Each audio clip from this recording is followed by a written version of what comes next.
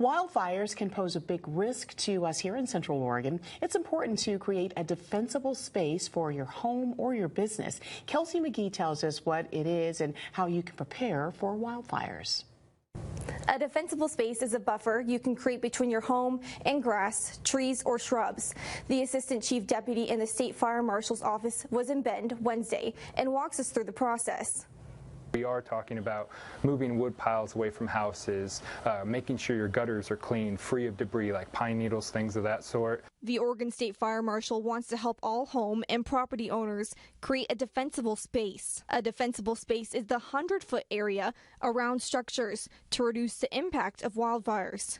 It's a concern. I mean, with all the smoke, it's a real reminder that we live in a place that could burn. In August of this year, there have been more than 1,000 fires. For Bend resident David Newbold, he makes sure to stay alert during fire season. If I cut any branches that are within 4 or 5 feet of the ground, I rake up pine needles and pine cones, keep them out of the way because they will combust if it gets hot enough. And I water my lawn and I cut my grass. Trees and vegetation should be 10 feet from power lines. Trees and vegetation should be 10 feet from buildings and chimneys. For trees and vegetation more than 18 feet tall, remove branches 6 feet from the ground.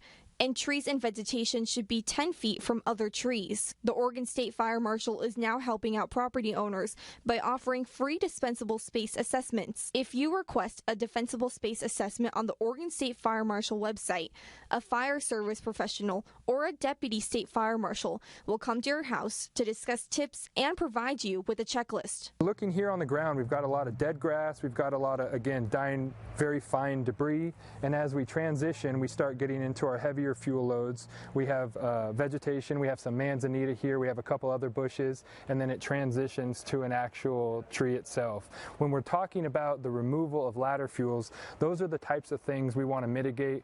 You can go to Oregon.gov to request an assessment, see the checklist, and to check out wildfire programs. Kelsey McGee, News Channel 21.